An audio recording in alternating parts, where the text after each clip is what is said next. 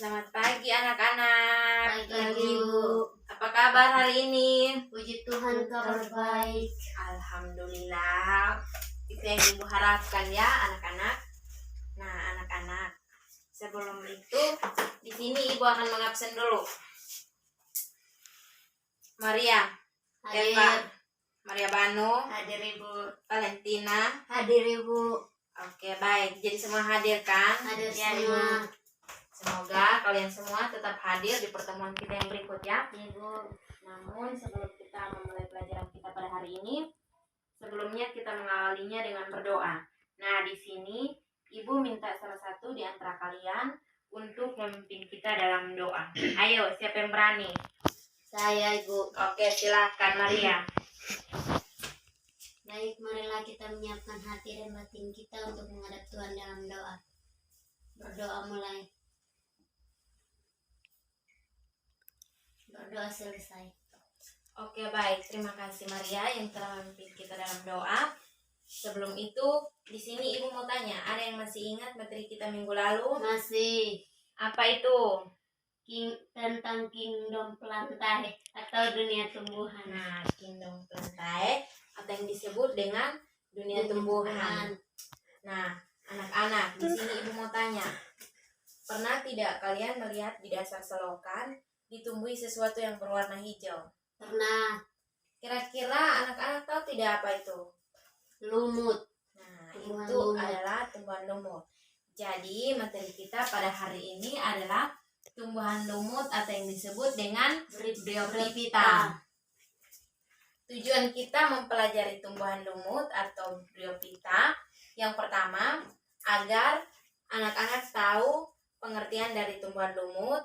Yang kedua, agar anak-anak tahu ciri-ciri dari tumbuhan lumut.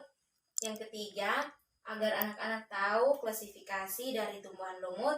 Dan yang terakhir, agar anak-anak tahu peranan lumut bagi kehidupan.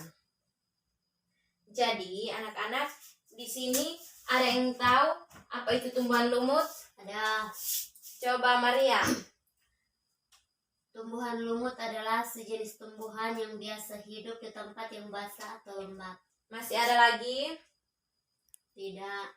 Oke, terima kasih. Mari kita berikan aplaus kepada Maria. Jadi, anak-anak, tumbuhan lumut itu adalah tumbuhan yang tidak mempunyai akar dan daun sejati, namun dapat menyerap unsur hara dan fotosintesis.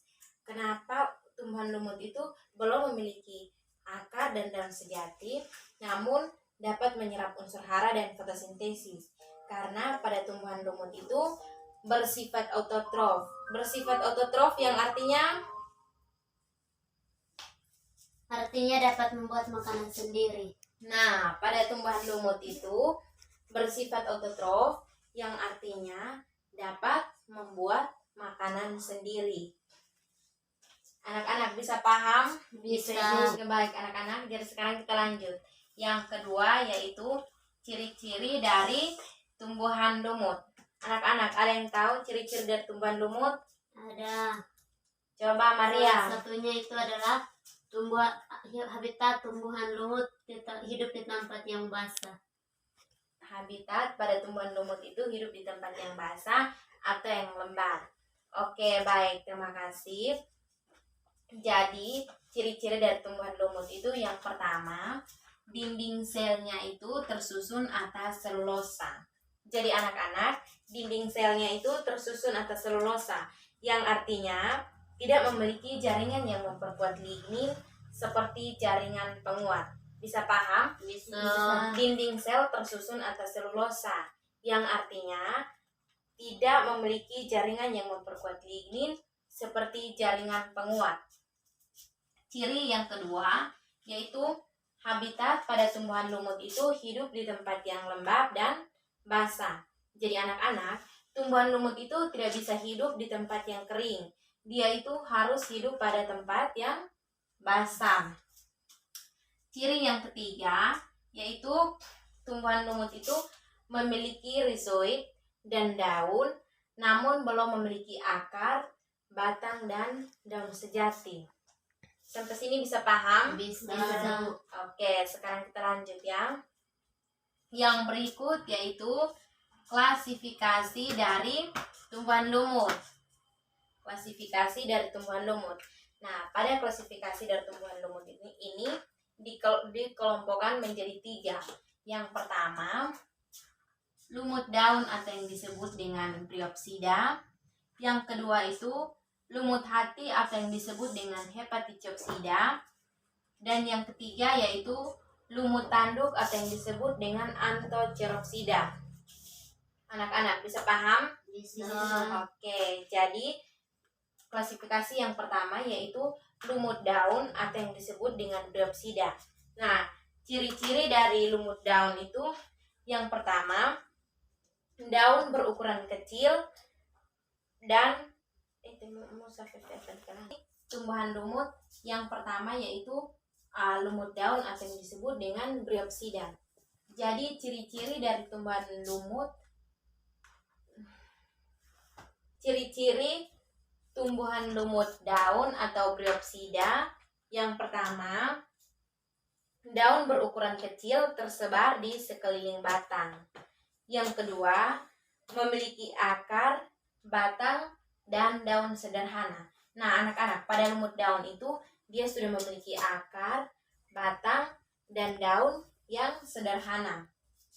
Yang klasifikasi yang kedua, tumbuhan lumut hati atau yang disebut dengan Hepatichopsida.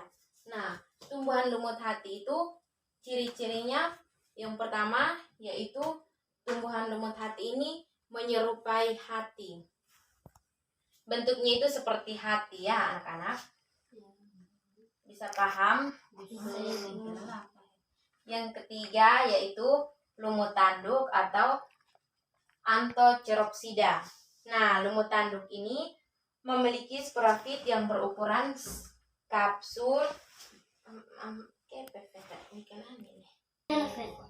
Oke, yang berikut itu klasifikasi tumbuhan lumut. Yang ketiga yaitu lumut tanduk atau yang disebut dengan Anthocheropsida. Nah, ciri-ciri pada lumut tanduk itu memiliki sporafit yang berbentuk kapsul dan gametofit memanjang seperti karpet lebar.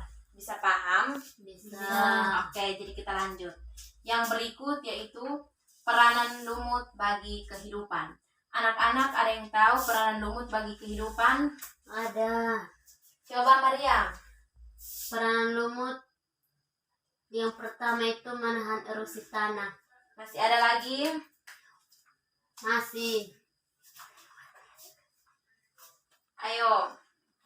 Peranan lumut yang kedua itu mengurangi bahaya banjir. Oke, baik. Terima kasih Maria.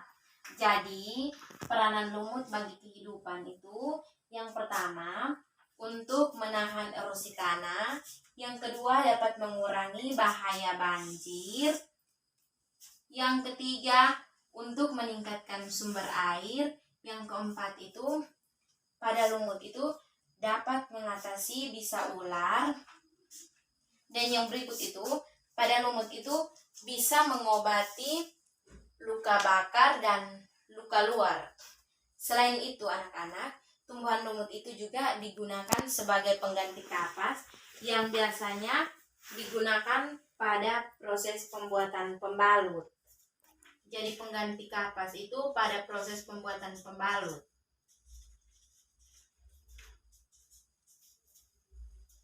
Jadi anak-anak, materi kita pada hari ini cukup sampai di sini.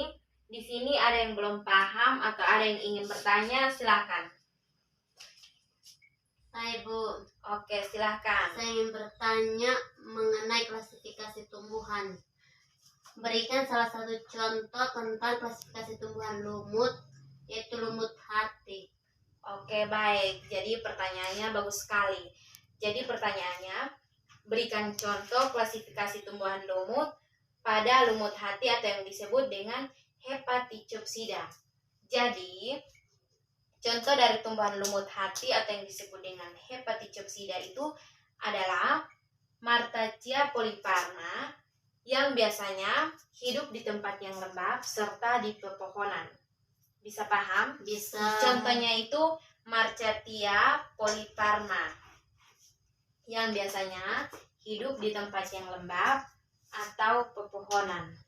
Baik, jadi anak-anak, materi kita cukup sampai di sini. Di sini Ibu minta salah satu di antara kalian untuk menyimpulkan materi yang telah kita pelajari hari ini.